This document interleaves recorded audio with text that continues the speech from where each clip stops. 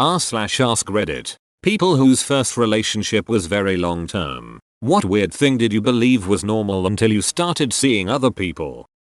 I texted my then new girlfriend about where I was and who I was with about every 30 minutes. After the third time, she told me that she didn't need to get updates on what I was doing, and to just let her know when I got home safe. I remember feeling almost a physical weight being lifted off my chest because I didn't have to worry about my girlfriend freaking out if I didn't update her. I learned what trust felt like that night.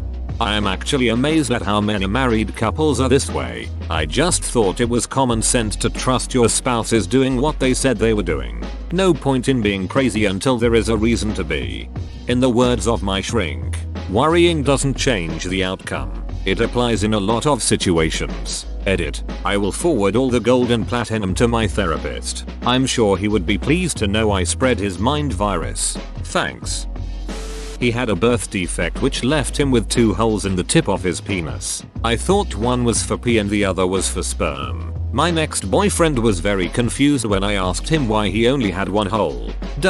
Edit. Thanks for all the medals. Whoa. I'm also embarrassed by how many people have read this. And since there's too many comments to reply to but I kept getting asked, my school's sex ed program was separated by gender. So I only learned female anatomy. Dongs aren't pretty so I never went out of my way to look at one up close until I met my boyfriend.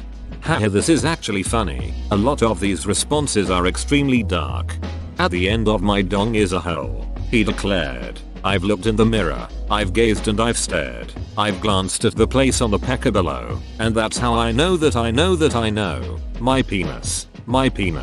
As any can see, it ends in a hole that's as cute as can be. It leads to a place, to a space in the skin, and when you can view it, it's time to begin. Remember the hole in my member? He spoke. He turned to the nearest and dearest of folk. A hole in my penis, he whispered with pride. The other was frowning.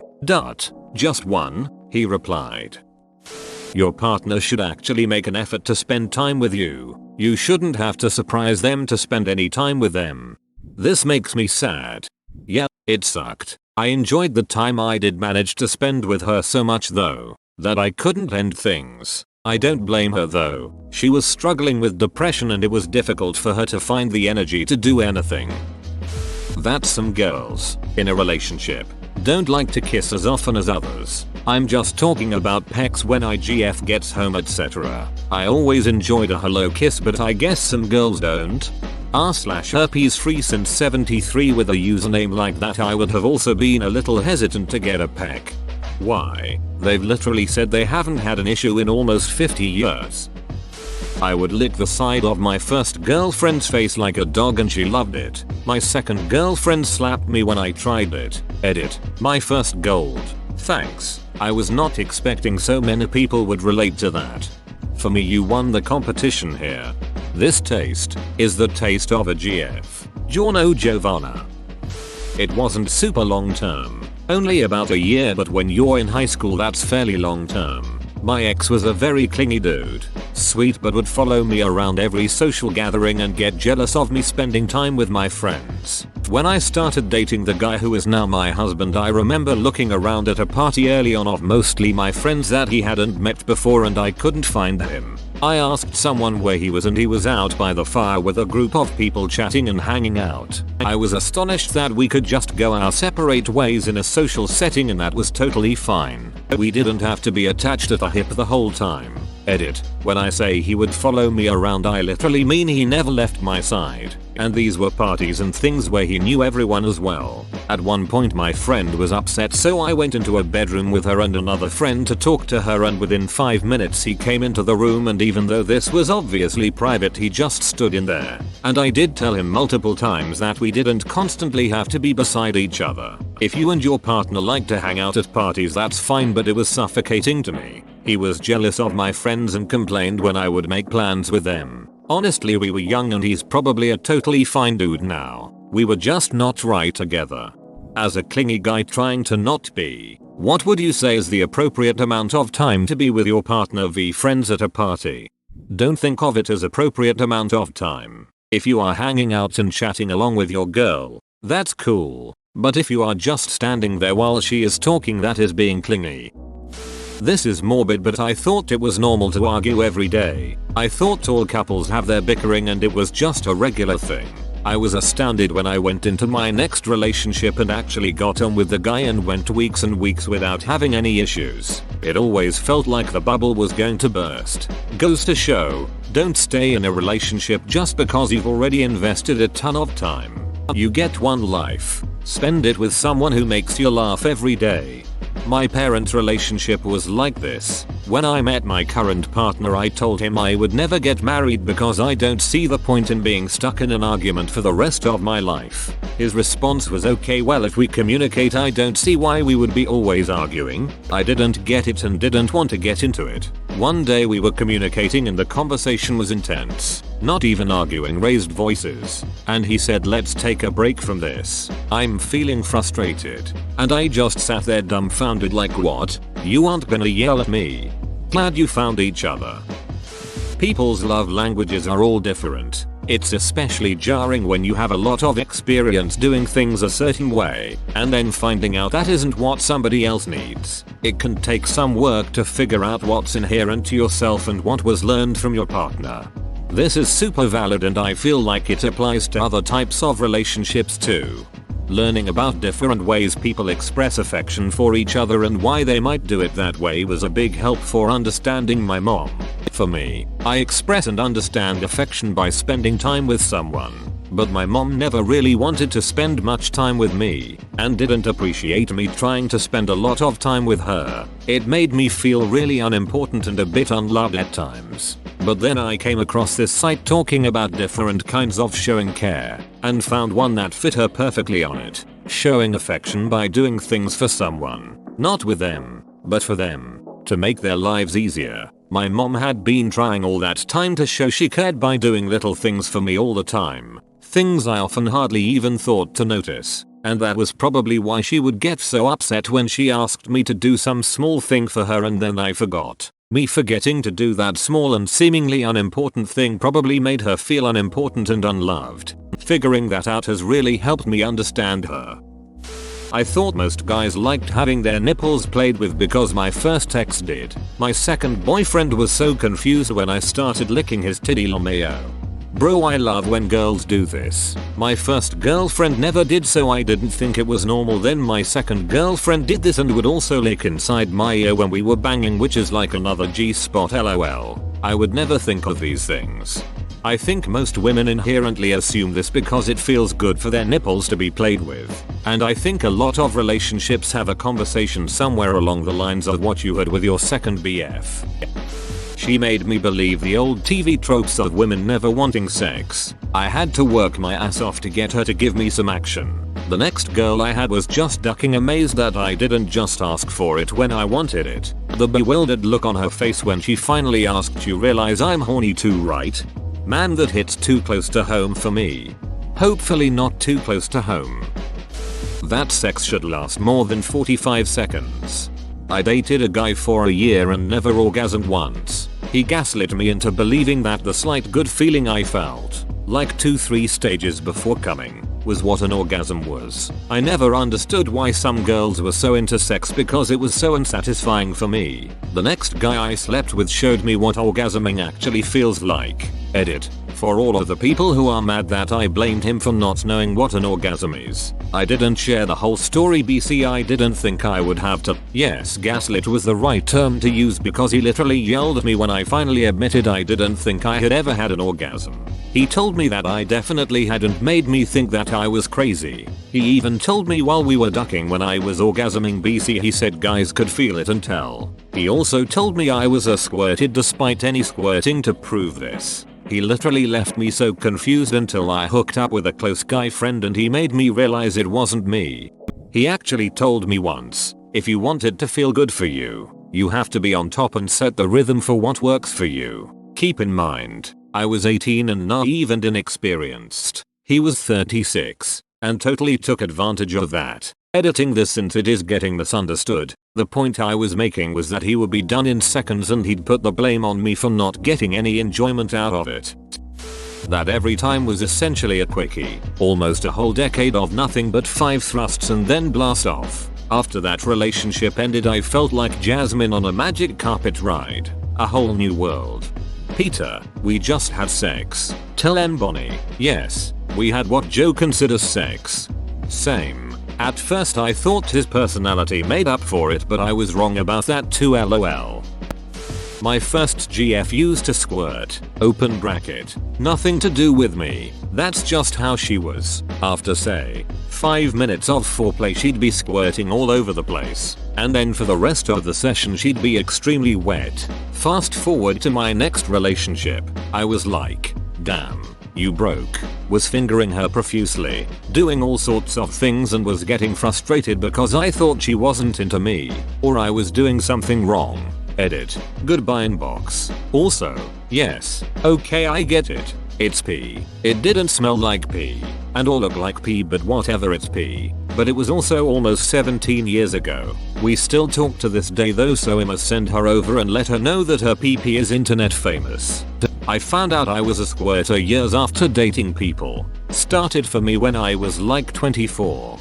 22 for me. The guy just asked if I was. I said no. He tried and voila, it would not have crossed my mind at that point. I tried to change her. That was my emotional insecurity. My bad, Melissa. You're not my ex. But my name is Melissa. I still have to regularly deal with my ex, who maintains that I alone was the cause for the demise of our relationship. Seeing this was weirdly cathartic. I'm a Melissa too, and I understand this, and have lived this. A lot of girls like to duck. I left a GF of 3 years. A girl I thought I was going to marry, over this. She just had an almost zero sex drive. Even from the beginning, she thought 3-4 times a year was plenty. In the end, I decided life was too short to have sex once every 4 months and dealt with over a year of heartbreak, instead of a lifetime of craving sex I wouldn't get. Before I left, I remember trying to soothe myself with, hey, once you are like 70, it won't even matter. My ex-husband always turned me down when I wanted sex. We only had sex when he wanted, once or twice a year. Just a SFW remark. Her father hating me. I just thought this was normal. But in the subsequent 3 relationships, last one turning into a marriage and family, the parents were kind and I couldn't believe that is possible. Sorry, I don't have any NSFW things. All the girls were very open to experiments. Same thing for me, man. Granted, it was a high school relationship and I figured he just hates me cause I'm a high school boy and he knows what high school boys want. But no, the level of malice he poured out on me was far beyond typical father protecting his daughter levels. She eventually dumped me after he threatened to kick her out of her family. In a happy relationship now with an awesome girl whose whole family is a ton of fun. So it worked out for the best. I never quite understood the whole overprotective dad trope. Surely these men were all young boys want and understand the lengths they would have gone through just to get some tail. Why try to take the role of a gatekeeper forever protecting your daughter's virginity with shotgun in hand when you can just educate them about safe sex practices before they start dating? It's one thing to dislike the type of guys your daughter chooses to be with because they're punks. But it's another thing to dislike all guys ever because nobody will ever be good enough for my precious little girl. This is a little strange, I guess. Sort of an individual thing.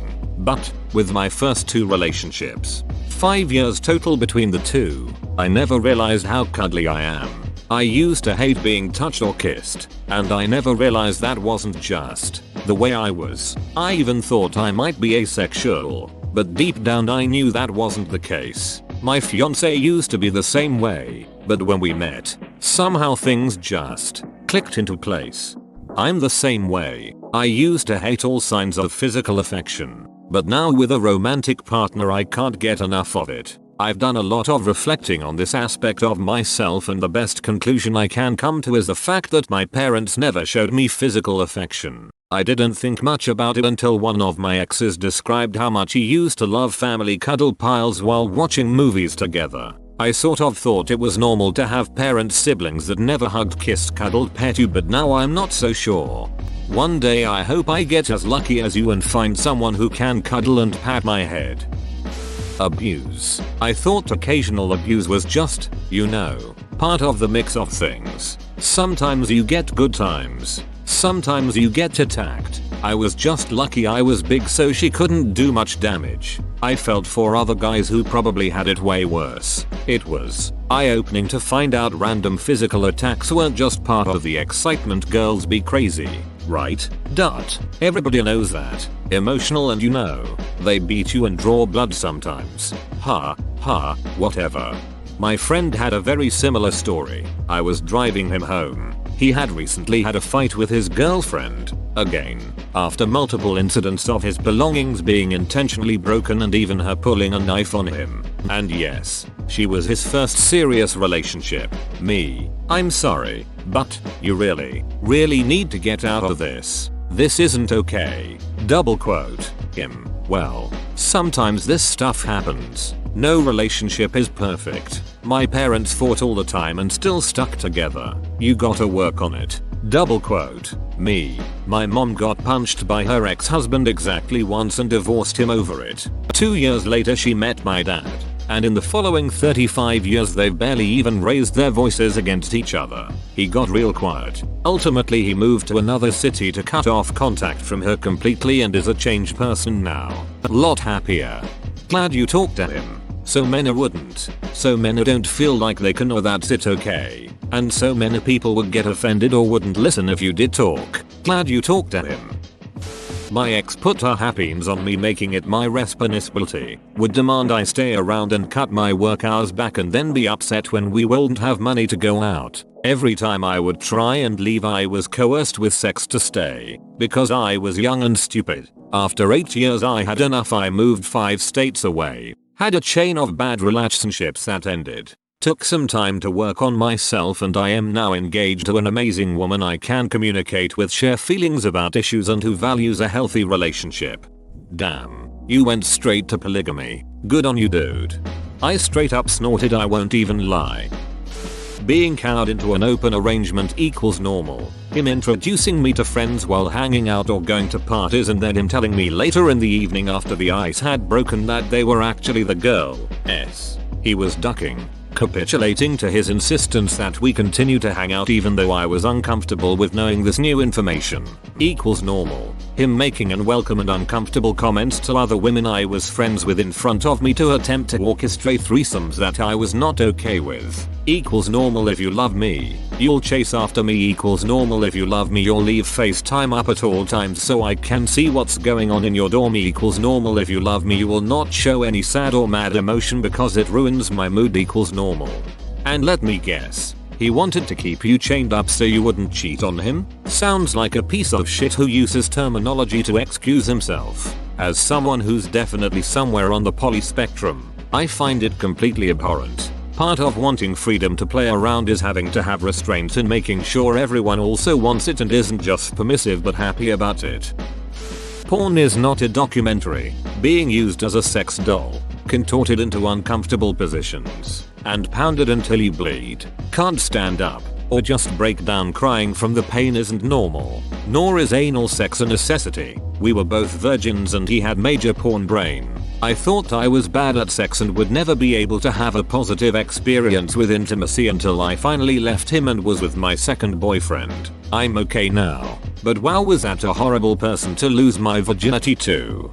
The first and second time I had sex, I was in so much pain, crying during sex, bled for days afterward. The third time, I tried with a different guy. When he came over, I had paper towels ready next to the bed because I thought for sure I was going to bleed. I ended up dating that guy for about 4 months and never felt any pain or bled at all during sex. One time I told him to stop and he immediately pulled away, and I was expecting him to not stop like the first guy did. I was really surprised. It completely opened my eyes to how sex is supposed to be and how much that first guy messed me up.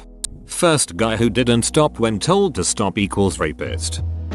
Suicide threats, black eyes, self-harm manipulation, social media and phone stalking rights, remove female friends from social media plus life, Sex is a currency. Must respond to texts within 20 minutes or the result is one or more of the above.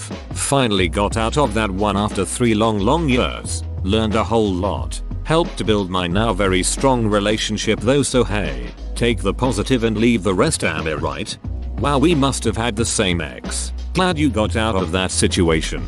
It's a stressful trap to say the least.